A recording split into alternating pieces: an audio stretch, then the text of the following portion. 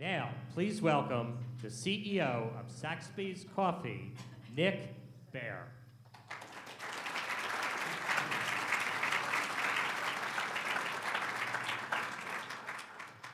Good morning. How is everyone? It's great. Let me first start by thanking Philadelphia Magazine, Drexel University, the LeBeau College of Business, and all the fabulous sponsors for making this event a reality. This is such an important thing for the city. For me to be able to stand in front of an amazing room full of people like you is a great, great honor for me. So I want to thank everybody for making the attempt to come out here, for those watching on live feed, and I want to be here today to talk to you guys a little bit about my experience as an entrepreneur. Most entrepreneurial experiences are sort of all over the board. They're very circuitous. They take a lot of turns and twists and ups and downs. And mine is certainly very much a story along those same lines. And I'm here to share that story with you guys a little bit and also let you know that with those ups and downs, it's given us, me particularly in my business, Saxbys, the opportunity to sort of take those learnings and apply them to the next generation of entrepreneurs. We've got a really cool announcement we're going to make sort of at the end of this as to how we're going to actually put that into practice. So let me first tell you a little bit about myself. I grew up in Chicago. I grew up to teenage parents that had to make the tough decision to get sort of entry-level, non-skilled jobs to be able to raise a family. And it doesn't create the easiest environment to grow up. My parents didn't get the opportunity that I had to be able to go on to college and have a great time and sort of the launch pad that creates for college. And although that sounds like I came from a disadvantaged background, it's anything but. My parents were very clear with me early on that the decisions that they made that weren't great, that had them in a situation where they were raising a family as teenagers without the education to be able to lean on and having to really climb themselves up the corporate ladder, they used that as a learning opportunity or a teaching opportunity for me to tell me that, Nick, don't make those same mistakes. And obviously go out there and the world is your pearl. Go out there and do things that you want to do and think without limits. It was a really awesome way to be able to grow up. And so, when I was a kid, I think my experience as a kid was a little different, as you can see here. I showed at a really, really early age. I listened to what my parents had to say, and I had just a rambunctiousness and a disruptive nature in me at a very, very early age. In my mom's words, I knew what I wanted, and I was willing to go and do anything to be able to get what I wanted. So much so that the parenting technique that she used was to, as you can probably guess, I'm the one on the right here. So ignore the just awful 1980s clothing and the fact that I'm tackling another neighborhood kid. The point here more is the string, or actually it's a rope, that is tied to my waist and actually tied to a fence that you can sort of see in the background. So I think you can tell I love my parents, and no one should call child services on this. This was my mom's way. Again, she was young, had minimal means, but this was her way of saying, this kid wants to be out in the world, but I have to still keep a little bit of a tether on him, literally and figuratively, as you can see here. But I was, as I am today, I was as a little kid. I really wanted to, I saw opportunity and I wanted to go get it. In this instance, it was chasing the ice cream truck. It was finding neighborhood kids and tackling them. It was things that I wanted to do, and my parents were supportive of that. So I move along in my life and had little entrepreneurial ventures here and there. Some of which aren't probably for the public ear, but as I was graduating high school and getting ready to go to college, I didn't have parents that said, hey, Nick, I'm a doctor, I'm a lawyer, you should follow this path, which is a really awesome thing. I got to think sort of unhinged. I went to school originally thinking I was going to be a lawyer. I was going to study government economics, I was going to be a lawyer. I like to talk. When needed, I don't mind arguing, and I always liked sticking up for people. That was always something I liked. I thought law would give me sort of the outlet to be able to do that. However, as I got to school, I started to realize that, maybe law isn't the only thing. I shouldn't cubbyhole myself here. Thinking back to what my parents told me, like, think big, think as if you can take on the world. So I took internships in college in a bunch of different places, cities and industries. I was in finance, I was in manufacturing, I was in real estate. I liked all of them. I didn't love any of them. And I started to realize as I was graduating college, which was back in 2000, that I wanted to pursue something that I was going to love. I wanted to wake up every single day and not care if it was a Saturday or a Tuesday. I wanted to blur the line between my personal and professional life. I wanted to have one life, and I wanted those two things to merge, and I wanted to wake up and love what I did for a living. And so really what that spirit was, I started to realize as I was graduating school, was entrepreneurship. The world has changed a lot since 2000 when I graduated to today, in many ways, but certainly in the world of entrepreneurship. Entrepreneurship was not embraced at the academic level when I was graduating school. In fact, in many ways, it was actually shunned. A lot of people felt like if they had a business that they wanted to launch, they had to leave academia to be able to go do that.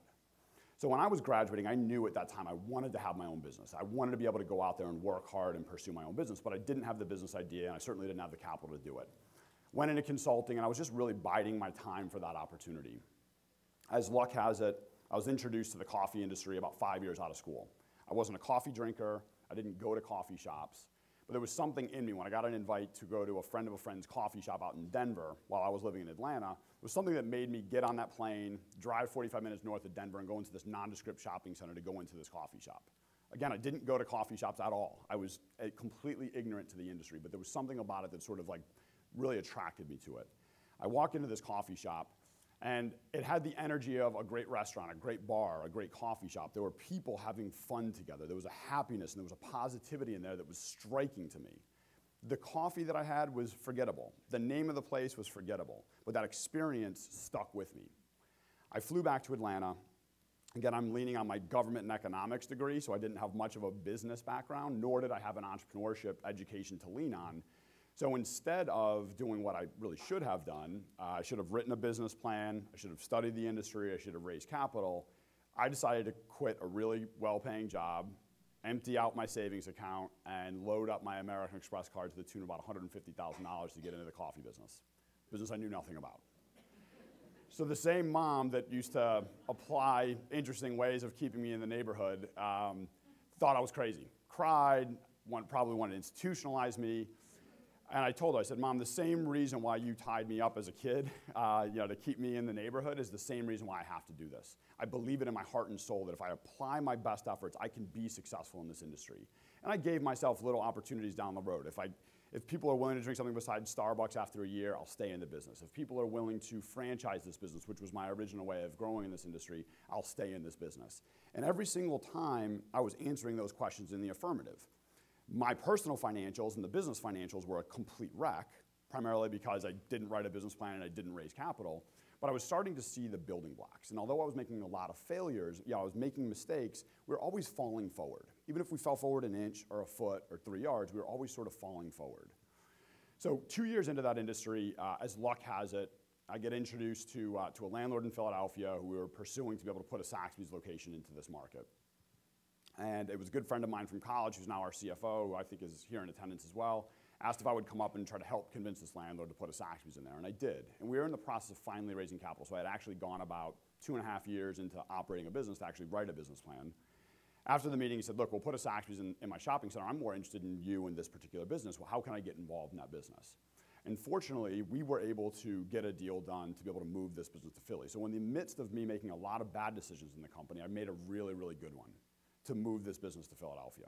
I didn't know that moving this company to Philadelphia in 2008 would have been so great for me personally and for our business, and hopefully eventually for the city of Philadelphia as well. So we move our business here to Philadelphia, and a couple things happened. Again, you can't plan the future. 2008, as we all remember, we got hit with a pretty blinding recession.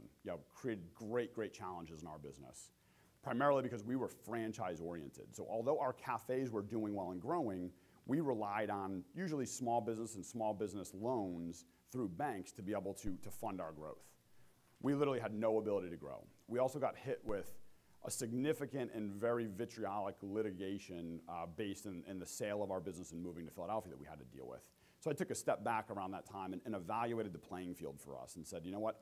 I don't see this company growing. I don't see us adding new cafes during this period because I can't control the recession, and we're going to have to deal with this litigation, a really unfortunate part of not doing what I should have done early on in setting a business plan.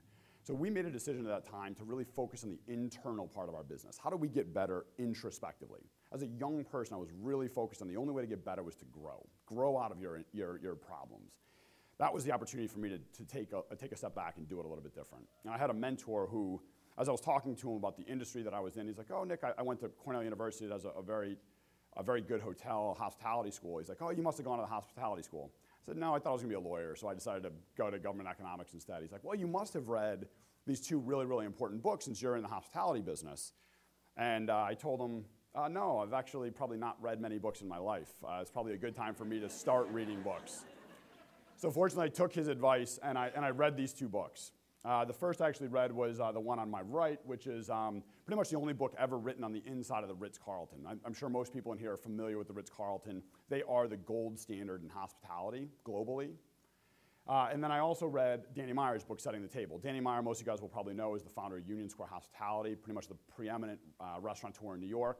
Many of you may also know him as the creator of Shake Shack, which is obviously a fast-growing and very successful company. Both of these books are 300 pages long and can go on and on and on about how successful they are and how great of companies they are. But they all have both books have the exact same point, which really struck home for me. It doesn't matter how nice your chandeliers are. It doesn't matter how great your hamburger tastes. The way that these two companies have excelled in very competitive industries is in hospitality. They treat their people better than anybody else, and their people treat their guests better than any other competitor. And that's why those businesses are really succeeding. And that really hit home for me. So while I was introspectively evaluating our business, we were small at the time, but I had the opportunity to sort of decipher why are these locations serving the same product with arguably as good a real estate really doing better than these locations here.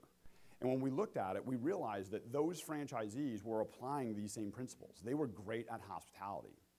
So we used that opportunity. After these learnings, I pulled together my corporate team and said, look, we want to grow, but this is the opportunity for this company to get better versus grow. So we brought in our franchisees. We brought in our entire corporate team and said, I should have done this in creating the business, but I didn't. So let's set the table now. What is this company going to stand for? What's our why? Why are we in business, and why are people going to support our business?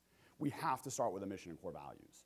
These are our mission and core values. They exist in every single one of our cafes. The first 2 days of training for every single team member in our entire company goes through this. Not putting their hands on an espresso machine, not putting their hands on a brewer, or learning how to make breakfast sandwiches. This is what they learn. This is what they decipher, and this is what they fall in love with. We actually pull this out in every interview process. And if when interviewing someone, they roll their eyes or are disinterested in this, that interview ends pretty quickly. So I want to highlight two things here. Make life better. That's our mission statement. Every single day, the 750, 800 people that work for Saxbys right now show up every day knowing their sole responsibility is to make life better. Make their coworkers' life better, make the vendor that's delivering product, and certainly make our guests' lives better. Everyone at the HQ, from me and the rest of my team, we exist as servant leaders to make our team's lives better. That's something that's tangible. It's something we can sink our teeth in and really accomplish. And secondly, there's a lot of different skill sets and people out there. What do we look for in people? We look for people that are odd.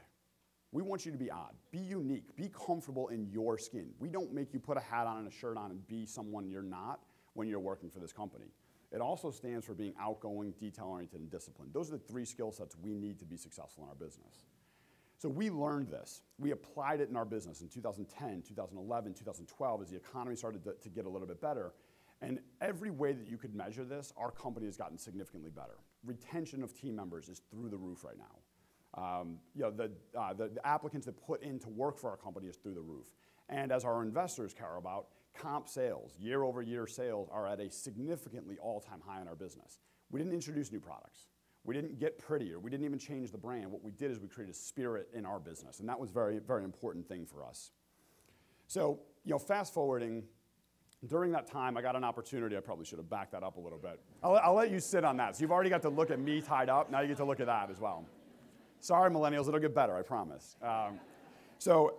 During that same time, I got the opportunity, because I have a bizarre and challenging entrepreneurial story, and I'm very open, as you guys now know, to sharing that with people. I started to get the opportunity to speak at Cornell, Drexel, Temple, some of the best and most esteemed schools, to share my entrepreneurial story. Because it's a short 14 years later, but now academia is finally embracing entrepreneurship, and this generation loves entrepreneurship. And so they want people like me to go up there and talk more about the tribulations and the trials than the successes that come with it. So as I'm getting to sit there, it gives me an opportunity to really evaluate my business inside out, while sitting across the table from unbelievably intelligent and driven young people, as we call them, millennials.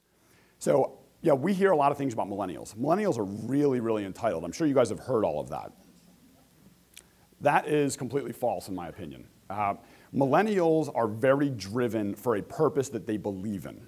They're looking for opportunities in things that they are really centered on and cored upon. They're coming into very difficult job markets, but are willing to work hard and in a competitive environment to be able to get ahead in that level of competition, but it's got to be something that they care about. We also hear that millennials really lack focus. They love being on their phones, not focused on anything. We hear that all the time. Again, I think that's a very, very strong false. Millennials, when they are attuned with something that they believe in, there's a huge study by the National Society of High School Scholars. They polled thousands of millennials, both in high school and college, and asked them, who would you want to work for? In the public sector, who would you want to work for? The overreaching response there was companies that had a very clear why. Why were they in business? And that their why was attuned with helping people. And those organizations, that number one was St. Jude's. Right in the top 5 was also Walt Disney, and also in the top 7, I believe, was Teach for America. So when they're attuned with the why, and the why is helping people, they're really, really interested in being able to work and support a company. And I'm seeing this every single day. Millennials are disruptive. That, very, very fortunately, and I see that, is a great thing. That's coming from someone that was tied up as a kid because I was so disruptive. Being disruptive is a great thing in the entrepreneurial spirit. They see opportunity and they're willing to go for it. Millennials are being raised, we've been at war almost their entire time. They saw their parents get downsized and squeezed out of jobs. They're coming into really competitive college environments. They're coming out of college with significant debt and obviously with a smaller job market. But they're looking for ways to either work for companies that they believe in or create their own opportunity. So all of this dawns on me, and I realize that there's a great opportunity for Saxbys to be able to do something about that. We had finally figured out who we were as a company. We have our why. We're in a big growing industry, and in order for us to be able to compete, we have to have locally acting cafes that are run by people that care about people. And so as I'm sitting across from people, I'm looking at every one of these young people and saying, this person can be an amazing franchisee for me. The only thing that they don't have is $300,000. We're fortunate to have great investors in our business now. And so I'm always taught by my investors and my board to think without obstacles. And so I had an idea that came up one day, and I pitched it to a gentleman named Mel Biata. Mel Biata, very successful entrepreneur, decided to donate a significant sum of money to Drexel to create the Biata Institute of Entrepreneurship, which is now housed in this building. And I pitched him an idea. And I said, Mel, what if Saxbys were to open up a cafe at Drexel? But instead of us owning it corporately, or instead of us finding a franchisee and awarding a franchise for somebody else to run it, what if we partnered with Drexel? And what if we let the entrepreneurial students at Drexel run that cafe exclusively? True to Mel, and true to this university, which is run by entrepreneurs and care deeply about their entrepreneurial students, he grabbed my hand, literally, said, I need to get you in front of some key people. And I pitched that idea to Drexel. And it makes me very, very happy to say, and I should probably get moving here, I think I'm a little beyond my time. It makes me very, very happy to say that after a little bit of pitching, and I tell you a little bit of pitching, I worked out some of the kinks with my team as to how this would work. Saxbys was approved by Drexel to open up what we're calling an experiential learning cafe. It's going to be a fully functioning, normal Saxbys as you know it. But the hook there is it's going to be run exclusively by students at Drexel University. Exclusively. It's going to be supported by our entire corporate team. They'll have our training, our vendor network, our product, our marketing. But every position, from the manager to the newest barista, will be a student of Drexel. Drexel is unique in that Drexel has the co-op program, the world-renowned co-op program. So at every given time, we're going to have at least one co-op who's going to be a full-time manager. That young lady, Megan Reagan, is in our system right now, preparing and training for the opening of this particular location, which, as you can see, is going to be at the intersection of Lancaster and 34th Street, which is really the new epicenter of Drexel's campus. It's right in between the residential and the commercial side. So, this is our way in being able to open up a cafe with Drexel. That's actually as the building exists right now. If you came in on Lancaster Avenue, it's going to get a great storefront, and a little bit of an idea of what the rendering is going to look like on the inside. So, I wanted to be able to tell you guys that we're trying to put our money where our mouth is. This generation is extremely entrepreneurial. They want that opportunity. Drexel's doing an amazing job, as are many other schools out there, in teaching young people the basics of entrepreneurship, things that I had to learn in the School of Hard Knocks, the things that I had to learn by emptying out my credit and my bank account, being sued, things that I should have done in writing a business plan. We're doing a great job of teaching kids that now in school. But the holy grail of being a great entrepreneur is to be able to partner that with experiential learning, to actually be able to put your hands on a business before it's actually your own dollars and cents. we have a business model that we've honed over the years, and we're a teaching company, and we're a company that cares deeply about entrepreneurs. And so the Saxbys Experiential Learning Cafe at Drexel is something we're significantly and immensely proud of. On its worst day, Saxbys Drexel is going to be iconic here. We're going to support the next generation of entrepreneurial students at Drexel in starting their businesses and being very successful. And hopefully on its best day, this is a model that we can replicate across the country to support entrepreneurs in their pursuit of experiential learning. So with all that being said, I really appreciate your time. Thank you for coming to ThinkFest. Thanks for everything you do, and I appreciate it.